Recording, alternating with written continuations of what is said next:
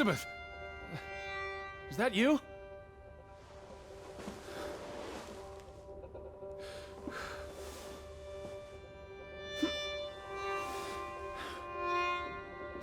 Are you upstairs?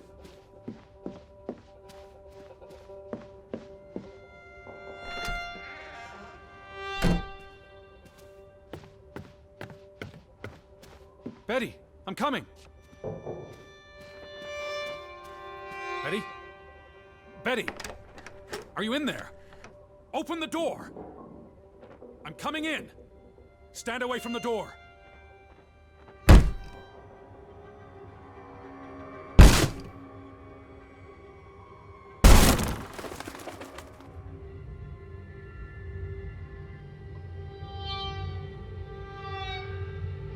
Betty?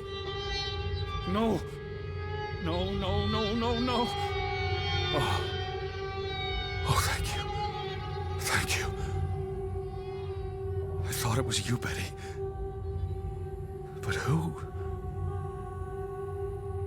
Anna.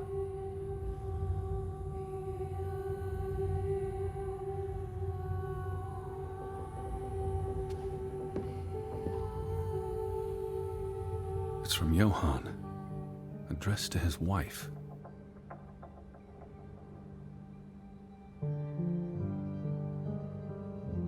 Did you notice the handwriting, Betty? It was clearly distraught. Knock ere knock. Enough is enough. After decades of strife, I pray that God will... Tilly, forgive me. I am tired of secrets. For 20 years I've kept my silence about our discovery, but my silence has only led to misfortune, and my cowardice has only led to death. I will make Frederick pay for what he has done to us, for what they have done to our Ruth. When it is over, I will let the ocean take me to you and Ruth. May God forgive me. Anna was already dead when he wrote this. He had no one else to confess to. What now, Betty? Johann went to confront his brother, probably at Frederick's farm. And then?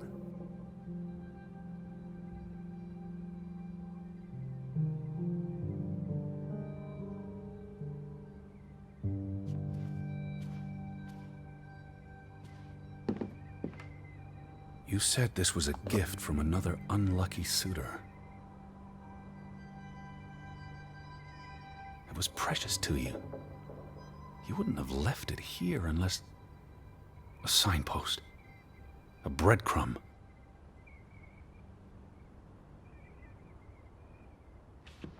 You followed Johann to Frederick Fretland's farm, and then to the mine.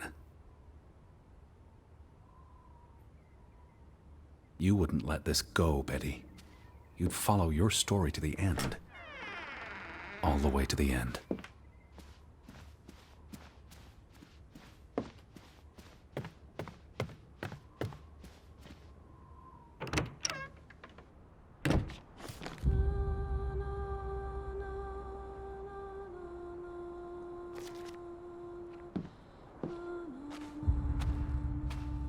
So where is Frederick's farm?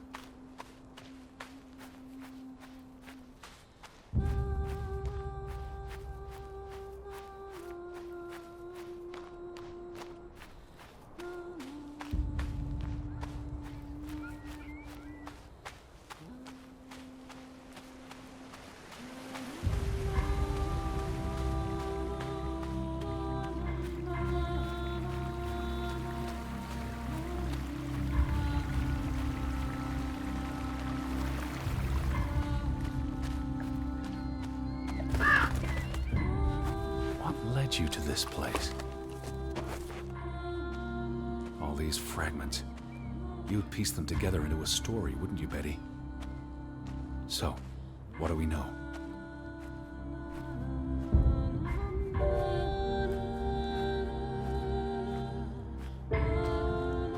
Johann and Frederick are partners, and on good terms.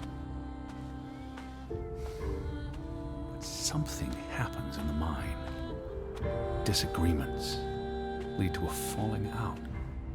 And at the end of it all, 20 years later, Johann walks this path to confront Frederick. Was this your doing, Johann? Did you burn your brother's farm to the ground? And where were you, Betty? Did you witness their fall?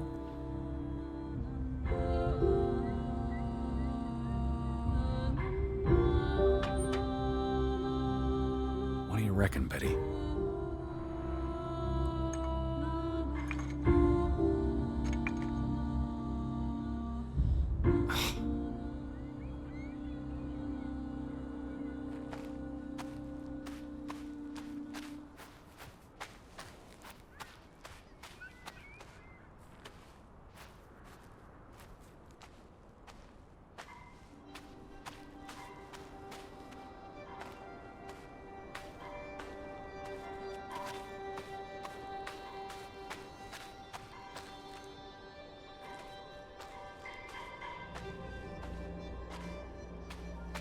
Betty?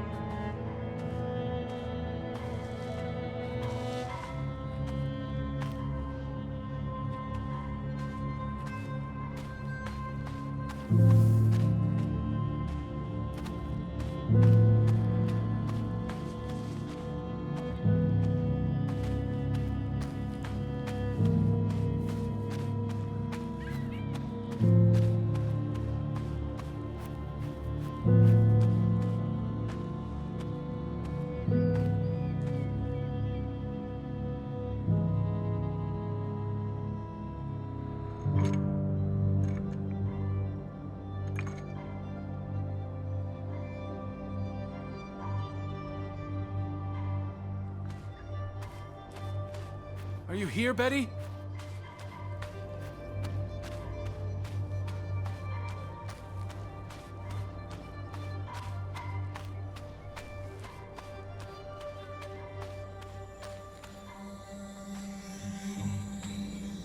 Betty!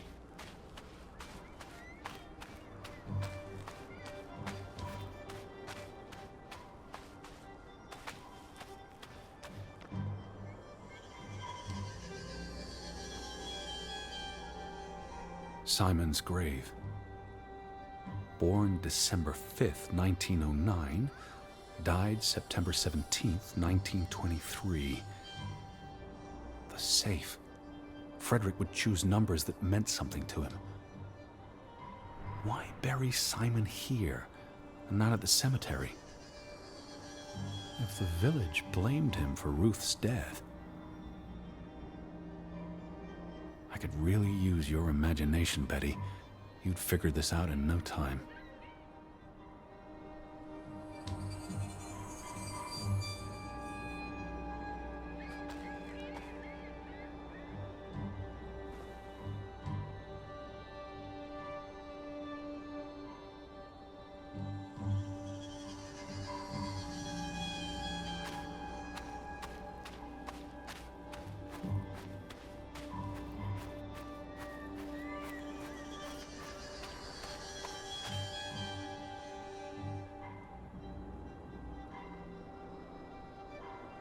Let's try Simon's birthday.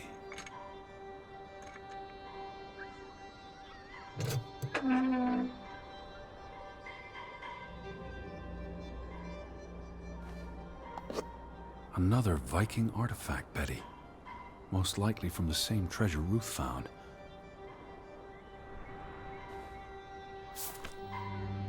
Postmarked in Boston. That's a curious coincidence. Dear Frederick, I hope this letter, it's in English, Betty. Hope this letter finds you and the boy in good health. We're concerned about you both. No word from you for almost 2 years now. All of us still heartbroken about Margaret's passing. We know things have been difficult for you and Simon.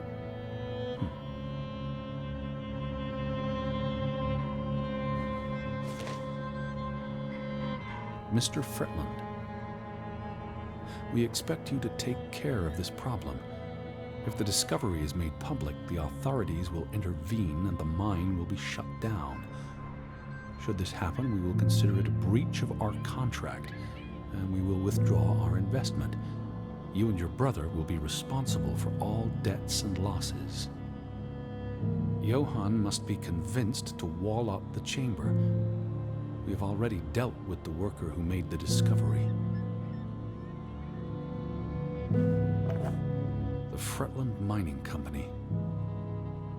This must be for that locked shed. You went to the mine. I hope our guardian angel watched over you. All right, Betty. So what happens next in your story? Johann and Frederick discover something in the mine. A cave or chamber of archaeological value. They argue about what to do. If the discovery is made public, it's the end of their enterprise. Johann is convinced or paid to walk away. Their secret stays hidden. Then, a few months later, the accident. 3 men die. The investors pull out. The mine shuts down. Frederick's up to his neck in debt.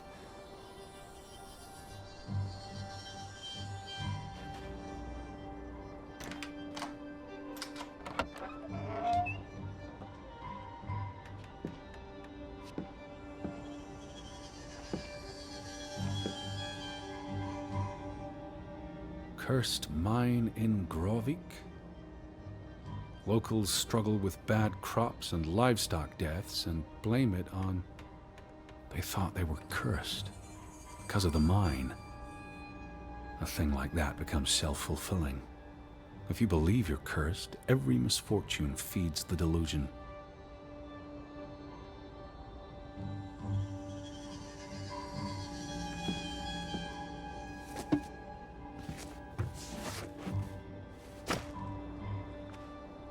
So, 20 years pass.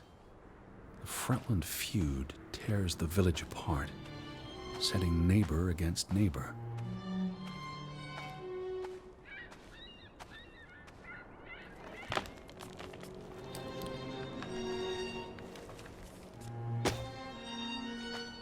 It's a catalyst. Old grievances resurface. No matter who you stand with, you're a traitor. Things escalate. More people die. From disease, despair, suicides, murder.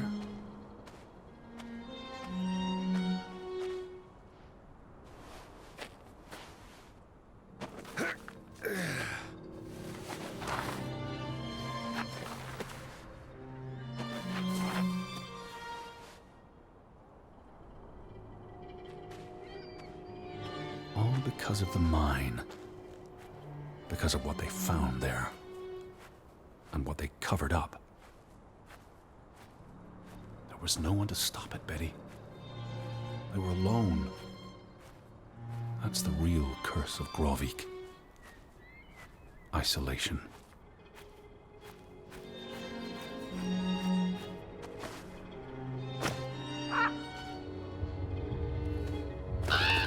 This place is cursed. Ridiculous.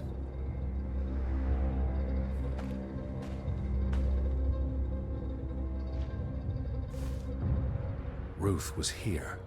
The day she fell.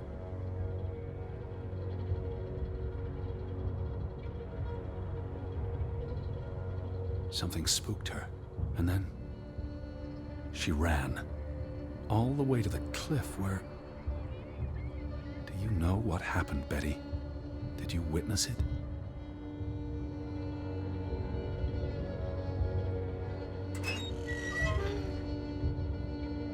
Hello? Betty, are you in there? Please answer me.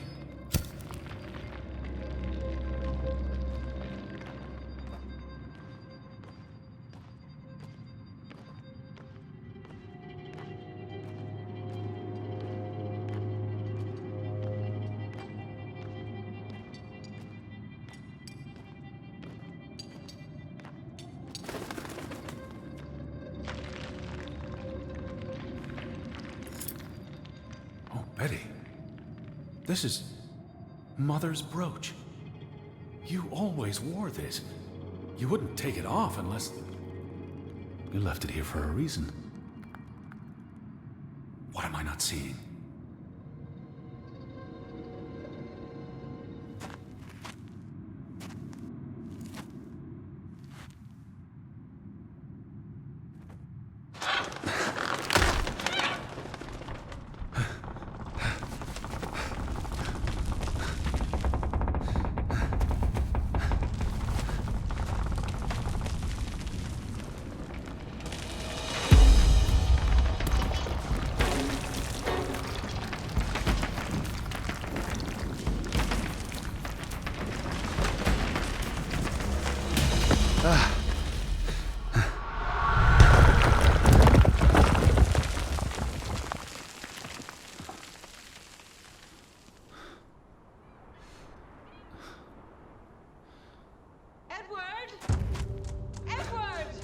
Betty?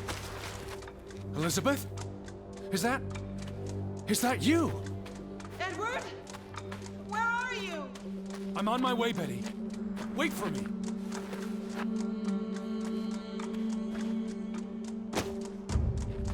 Edward! Stay where you are. I'm coming.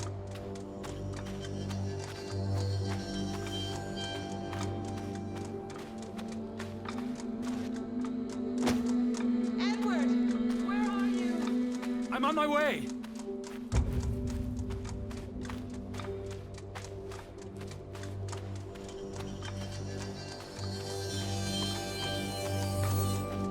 Edward, please, hurry!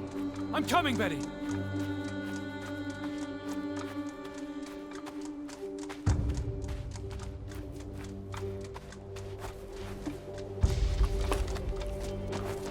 Edward! I'm almost there.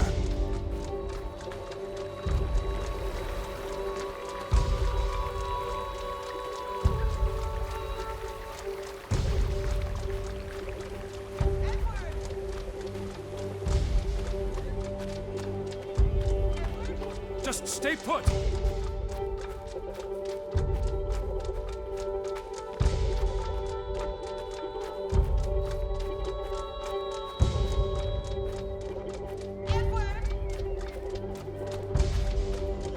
I'm here, Betty.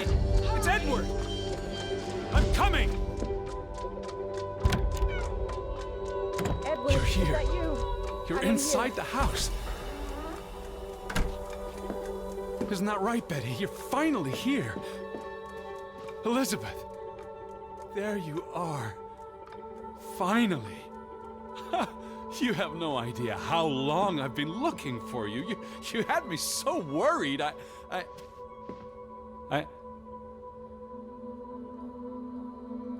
Look. Your brooch. Mother's brooch. You must have lost it at the mine. Let me put it on for you, Betty. I wouldn't want you to lose it again.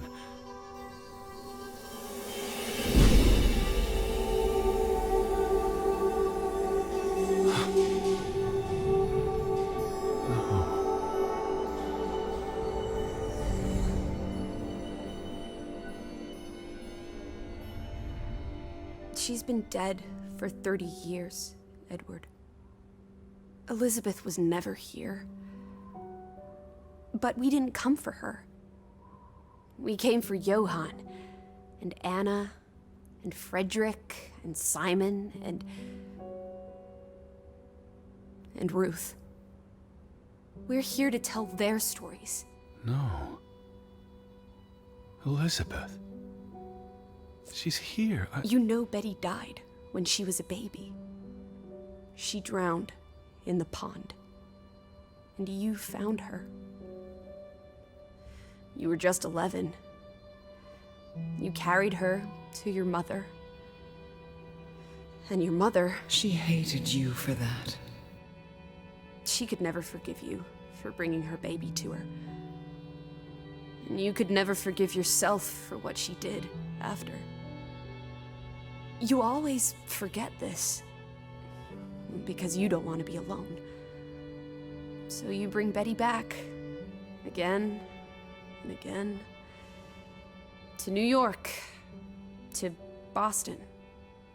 To the house. But always just out of reach. Never quite there. The scent of her. The echo of her. But never really her. And all it does is make you lonelier. But the thing is, Edward, you're never alone. You have us. And you'll always have us. Betty's... She was never there for you. She couldn't be. You can't lose us. We're a part of you. Forever. And ever. And ever. But you need to let Betty go now. There's not room for all of us in there. I couldn't save you, Elizabeth. I'm so sorry.